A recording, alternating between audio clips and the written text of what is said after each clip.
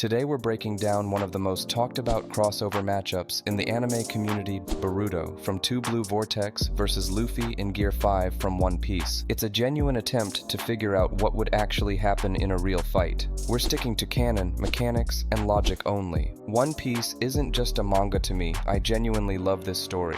I still remember the first time I saw Gear 2, how breathtaking Marineford was, how gut-wrenching Ace's flashback hit. When I first saw Gear 5 and Luffy in that form, it was something else. Oda didn't just create a new power-up, he created a whole philosophy of strength built around joy and imagination. But then I picked up Boruto Two Blue Vortex, and that's when everything clicked for me. This breakdown is about what would happen if these two characters actually met in battle. I want to give a real answer because I know a lot of people are genuinely curious about this one. Most people still underestimate just how much this character has changed. 3 years away, constant training, and fully embracing his Otsutsuki nature, the shinobi standing in front of us now is a completely different person. Rasengan Uzuhiko is a fundamentally different attack from your standard Rasengan. Rather than drawing directly from the planet's chakra, Boruto absorbs the kinetic energy from the centrifugal force of the Earth's rotation and orbit and redirects it into his opponent's body. That's an important distinction, and Boruto himself explains it. In practical terms, it means the centrifugal force is constantly working on the target's vestibular system from the inside. Persistent dizziness, spatial disorientation, impaired motor function. The effect is ongoing, it only stops if Boruto manually cancels the technique, or if the planet somehow stops rotating. There's one detail here that a lot of people overlook. To use Uzuhiko at full power, Boruto needs to have both feet planted on the ground for long enough to absorb the planet's energy. That limitation is confirmed in Chapter 12. But even in a partial state, the technique still works, which was demonstrated in the Chapter 3 fight. Now here's the big thing. Luffy is a rubber man. His body absorbs regular hits, deflects lightning, and takes punishment that would end most characters. That's his core defense.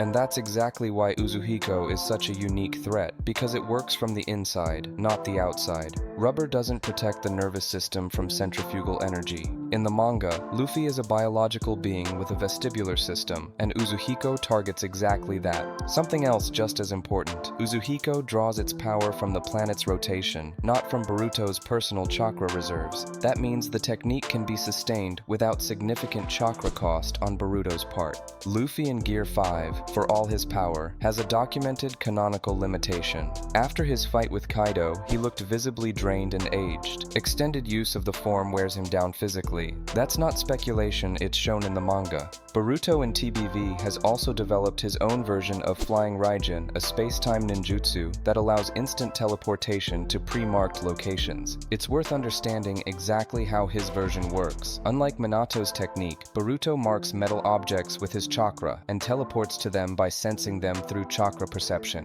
Boruto himself acknowledged that he hasn't mastered it to the level his grandfather did, and teleporting over long distances does cost a significant amount of chakra. This is confirmed in Chapter 16 of TBV. Luffy has Future Sight, the ability to predict incoming attacks through observation Haki of the future. It's an incredibly powerful ability that makes him virtually untouchable against most opponents. Here's the key question though, how does Future Sight interact with Flying Raijin? Future Haki works by reading an opponent's body movements and intentions, but Flying Raijin is an instant displacement with no physical buildup beforehand. No movement means no signal for the prediction to latch onto. That's just how space-time techniques work in canon. The 4th Hokage used Flying Raijin specifically because it can't be dodged through conventional means. Whether Future Sight can predict the intention to teleport is still an open question, but the teleportation itself is physically untrackable. As for Luffy's big finisher, Bajrang Gun, that attack takes a few seconds to charge up. Luffy has to inflate his fist to the size of an island and load both types of Haki. Boruto can use Flying Raijin to exit the blast zone and immediately re-engage in close range from a new position. It's not a guaranteed solution, but it's a workable one with the right preparation. It's worth pointing out Luffy's advantages too, because this analysis wouldn't be complete without them. Conqueror's Haki is a force of will that puts pressure on everything around him. Boruto has no direct equivalent to that. Toon Force in Gear 5 is a genuine defensive ability that operates outside standard physics. Luffy literally bends reality to his will, turns everything into rubber, and rewrites the rules mid-fight. And Future Sight gives him advance warning on most physical attacks before they ever reach him. 3 serious advantages, and all 3 have been factored into this analysis. But Boruto has something called Karma. Karma lets Boruto absorb ninjutsu and chakra-based attacks, neutralizing them, while also granting a physical boost, regeneration, and a Byakugan eye that sees a full 360 degrees around him. Haki in One Piece is life force and spiritual energy. Chakra in Naruto is also life force and spiritual energy. They're different systems, but analogous in nature. In a crossover scenario, it's reasonable to assume that armament Haki-enhanced strikes would be at least partially absorbed by Karma. Conqueror's Haki as a passive aura would be an exception, but physical attacks powered by it are potentially absorbable. And on top of that, landing a hit on Boruto in the first place is nearly impossible, because his Byakugan gives him visibility several kilometers in every direction around him. So now let's think about how this fight would actually look. Luffy activates Gear 5 and charges in. Boruto evades his speed in TBV is described as exceptionally high. In Chapter 7, Mitsuki was pursuing him and could barely keep up. Boruto throws a vanishing Rasengan, an invisible Rasengan that, in canon, can't even be seen by the Sharingan. Future Sight predicts body movements, but an attack with no visible aura creates serious problems even for it. Luffy takes the first hit. Minor, but it sets a precedent. Luffy scales up, turns the ground into rubber. The battlefield becomes his weapon. That's one of the key advantages of Gear 5. Meanwhile, Boruto scatters metal objects around the field as flying Raijin markers. Luffy has no prior knowledge of this technique and no idea why his opponent is tossing stuff around. Boruto waits for the right moment, plants both feet on the ground, which is the required condition for full power Uzuhiko, then teleports behind Luffy and lands the strike, activating the technique in one motion. The planet's centrifugal force starts working from the inside.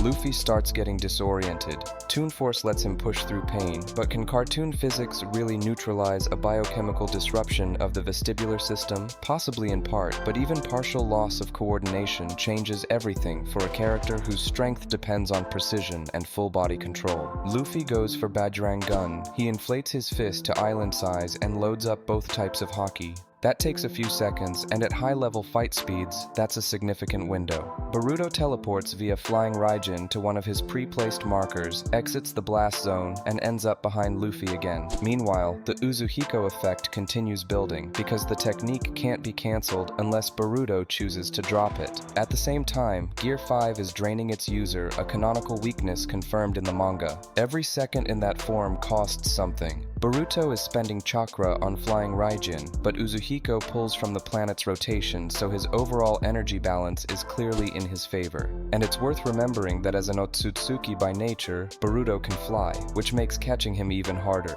This gap in stamina becomes the deciding factor. Luffy is forced to drop the form. In his base state, he simply can't keep up with someone operating at Otsutsuki level. Boruto is a full Otsutsuki. That's not a metaphor or an exaggeration, it's his literal status in TBV. Otsutsuki are planet-devouring beings. Their biology is fundamentally different from that of humans. When Boruto was shown acting within stopped time to Momoshiki's own surprise, that was a clear signal about exactly what kind of entity we're dealing with. The conclusion is pretty straightforward. Boruto wins through Uzuhiko's debuff, which bypasses Luffy's external defenses, through space-time teleportation that Future Sight physically cannot track, and through a stamina advantage against a form with a confirmed depletion mechanic. 6 parameters out of 10 go to Boruto, only 3 to Luffy. 1 parameter is a draw in terms of raw destructive power. Luffy in Gear 5 is one of the best combat concepts in the history of manga. That's genuinely true, and nothing about this analysis changes it. But breaking down a fight means following the mechanics, not your personal attachment to a character. And I want to leave one question open before we wrap up. If Uzuhiko truly operates on an internal level, affecting the whole system, regardless of external defenses, then which character from any anime universe could actually have an answer to that specific mechanic? Drop your best arguments in the comments, and we'll break them down in future videos. If this breakdown felt fair and honest to you, go ahead and subscribe subscribe to the channel. This is where we analyze canon exactly as it is, without the fan hype and without the bias.